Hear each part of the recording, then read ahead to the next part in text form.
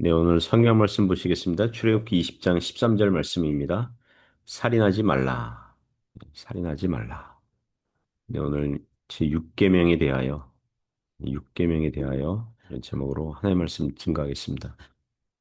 금요일에는 하이델베르그 요리문답 보고 있습니다. 오늘은 10계명 율법 중에서 여섯 번째 계명 살인하지 말라에 대한 교훈을 보겠습니다.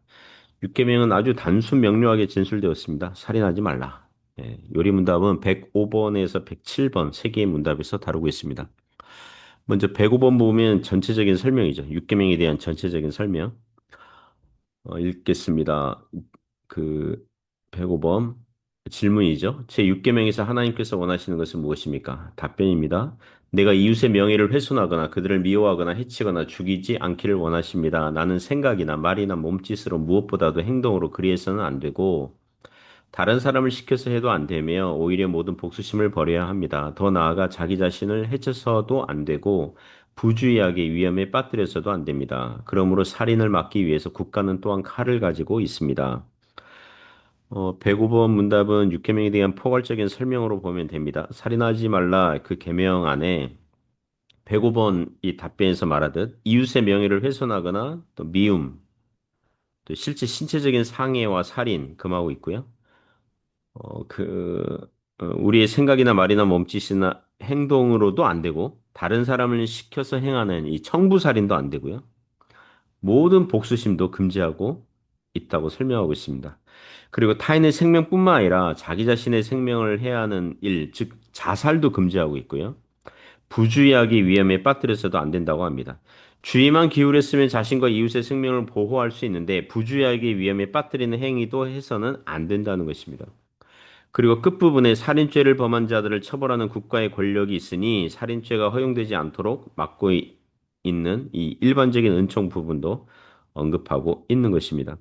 몇 개 성경 구절 보려고 합니다. 먼저 6계명을 설명하는 구절 예수님의 그 설명 해석 마태복음 5장 21절 22절이죠. 옛사람에게 말한 바 살인하지 말라 누구든지 살인하면 심판을 받게 되리라 하였다는 것을 너희가 들었으나 나는 너희에게 이르노니 형제에게 노하는 자마다 심판을 받게 되고 형제를 대하여 나가라 하는 자는 공회에 잡혀가게 되고 미련한 놈이라 하는 자는 지옥불에 들어가게 되리라. 예수님 당시 살인하지 말라는 계명은 당시 율법 학자들에 의해서 살인만 하지 않으면 된다.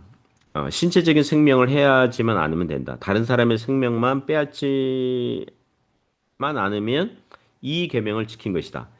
그런 가르침이 성행하고 있었거든요. 당시 율법 교사들은 율계명의 실천과 적용 부분을 매우 좁게 만들었죠. 그러니까 하나님의 계명을 마음으로부터 순종해야 된다는 이 내적 순종의 부분들을 외면하고 있었던 거죠. 그래서 예수님께서 22절에 형제에게 노하는 자마다 분노하는 것도 살인죄에 해당한다는 거죠.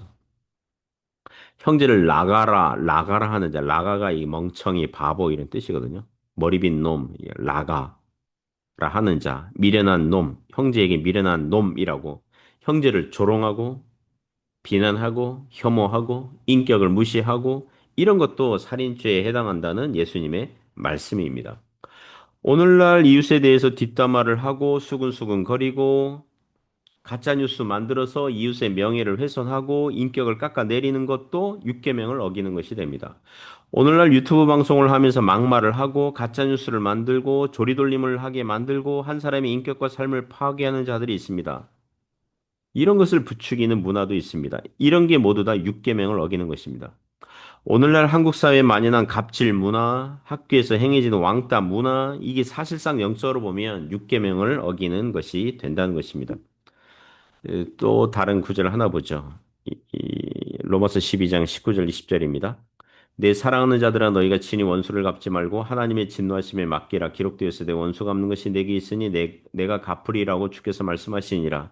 네 원수가 줄이거든 먹이고 목마르거든 마시게 하라. 그리함으로 네가 숯불을 그 머리에 쌓아 놓으리라.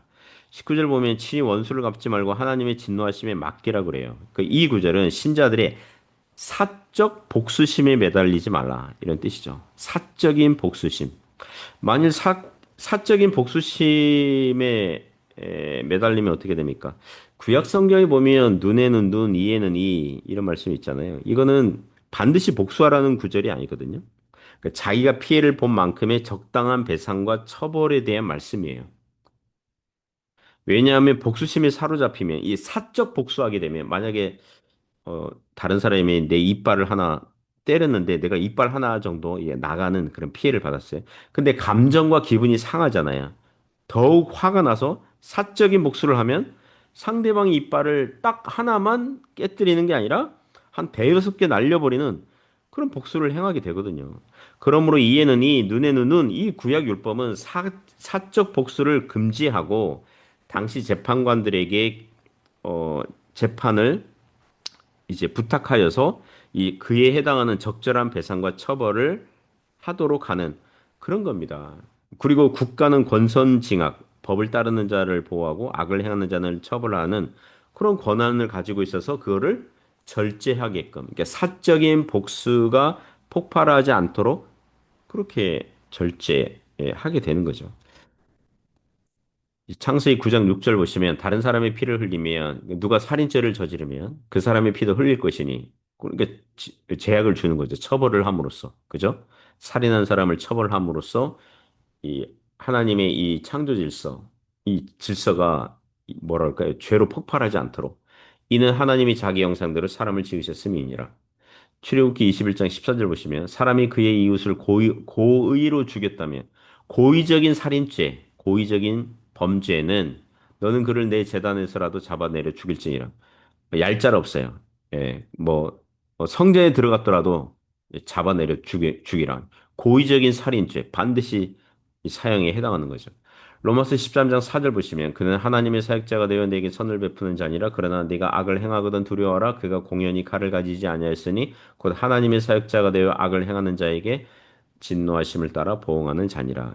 이 국가의 그 권력으로 그러니까 권선징악 이것으로 이제 살인죄가 확장되지 않도록 죄가 폭발하지 않도록 그 컨트롤 할 수 있도록 하는 거죠. 자, 누가 어떤 이유에서든지 타인의 생명을 빼앗았다면, 살인을 저질렀다면, 그 사람을 누가 처벌합니까? 국가 공권력이 처벌하도록 하는 거죠. 자기가 하는 거 아니에요. 이게 사적 복수심, 그게 아니에요. 구약시대에는 나라의 재판관들이 하는 거죠. 오늘날도 경찰들이 체포하고 검찰이 기소하고 재판에 넘겨져서 형을 확정하여 처벌을 하는 것, 그런 법적 그 시스템, 부탁을 하는 거죠. 그리고 신자들이 만일 사적인 개인적인 복수심에 함몰되면요. 원수를 제거하기 전에 신자의 내면부터 신자의 마음부터 영혼부터 인생부터 불에 타버릴 거예요. 자멸하게 될 겁니다. 신자는 매일 믿음 충만, 성령 충만해야 되는데 복수심 충만하면서 원수를 늘 생각하면서 복수심 충만으로 이 복수의 칼을 갈고 있다면 와신 상담 뭐 이런 걸 하고 있다면 신자의 내면이 성령의 열매가 아니라 육신의 열매로 충만하게 될 것입니다. 로마서 5장 20절 21절 보면 육신의 열매들 중에 이런 게 있거든요. 원수 맺는 것, 분쟁, 시기, 분냄, 당 짓는 것, 분열과 이단과 투기. 이런 게 육체의 일이라고 했다고요. 그런 거 하지 말라는 거잖아요.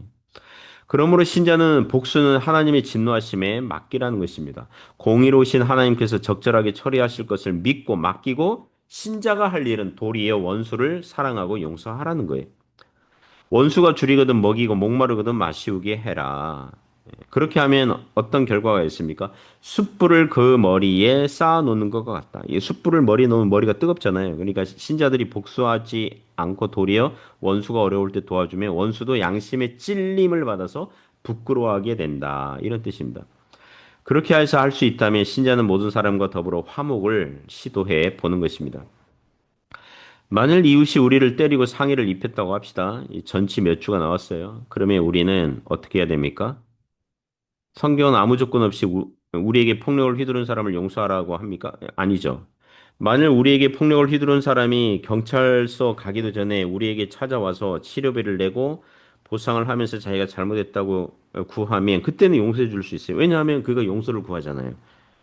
회개했잖아요. 반성하고 있잖아요. 자신의 잘못을 후회하면서 용서를 구하고 있잖아요. 그러면 우리가 용서를 구할 수 있어요. 그런데 가해자가 뻔뻔하게 자기가 할 일을 했다 그러면서 자신의 잘못을 회개하지 않으면 반성하지 않으면 그때는 어떻게 해요? 우리가 법에 홀수할 수 있어요. 왜냐하면 국가 공권력이 그 죄악이 확장되는 것을 막고 있기 때문에 법의 호소에서 가해자가 법적인 배상과 처벌을 하라는 선고를 받은 후에야 그 사람이 깨닫겠죠. 내가 다른 사람을 때렸더니 다른 사람을 상했더니 나도 처벌을 받고 상당한 재산상의 손해를 보는구나. 다시는 다른 사람 때리면 안 되는구나. 그렇게 하면 이제 사회가 더 질서 있게 되고 더 선하게 되는 거죠. 그때는 신자가 가해자를 법에 고발하고 기소하는 것이 그 사람이 잘 되도록 더 이상 죄를 범하지 않도록 하는 것이니 그것 역시 사랑에 속한 행동이라고 볼 수 있는 거예요. 그러니까 신자가 당해도 그저 당하고 손해를 보고 그냥 바보같이 당하라. 그런 뜻이 아니라고요. 만일 집에 강도가 들어오면, 어이구, 강도님, 나는 기독교인입니다. 당신이 얼마나 먹고 살기 힘들면 이렇게 강도질까지 하겠습니까? 우리 재산들을 다 가져가도 좋습니다. 저기 안방에 내 금고가 있는데 금고 그 비밀번호는 뭐 땡땡땡땡입니다. 그러니까 그것도 다 가져가세요. 저는 얼마든지 당신을 용서하고 사랑할 준비가 되어 있습니다. 이런 게 아니라고. 이런 태도는 자칫 강도로 하여금 기독교인들은 호구구나, 더욱 강도질을 해도 되는구나 이렇게 부추기는 셈이니, 강도를 힘으로 맞서 싸우거나 제압하거나 경찰에 신고해서 경찰의 도움으로 강도질을 멈추게 해야 되는 거예요. 그게 강도로 하여금 더 많은 죄악을 짓지 않도록 돕는 것입니다. 그러니까 원수를 사랑하고 용서하라. 이것은 원수가 용서를 구하지 않았는데도 용서하는 게 아니라, 용서를 구하면 그제서야 우리가 자비를 베풀 수 있는 거예요. 그리고 신자가 시민으로서 법의 보호를 요청할 수 있는 권한이 있는 것입니다. 그리고 법적인 시스템도 허술하고 불법적인 일들을 당하였는데도 법을 믿을 수 없고, 공무원들을 부정부패 해가지고 피해를 당한 신자를 도울 수가 없다면 어떻게 해요?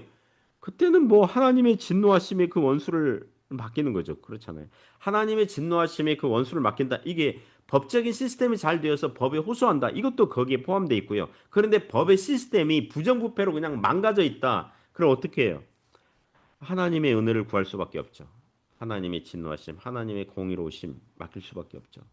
물론 법 체계가 잘 되어서 법에 호소하는 것도 하나님의 진노하심에 맡기는 행위들 중에 포함되어 있다 하겠습니다.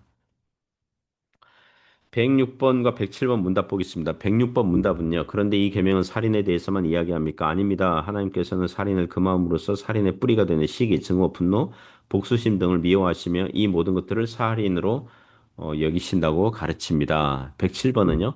앞에서 말한 방법으로 우리 이웃을 죽이지 않으면 그것으로 이 계명을 다 지킨 것입니까? 아닙니다. 하나님께서는 시기와 증오와 분노를 정죄하심으로써 우리가 우리 이웃을 자기 자신처럼 사랑하여 인내와 화평과 온유와 자비와 친절을 보이고 우리가 할 수 있는 한 그들을 해악으로부터 보호하며 심지어 원수에게도 선을 행하라고 하셨습니다.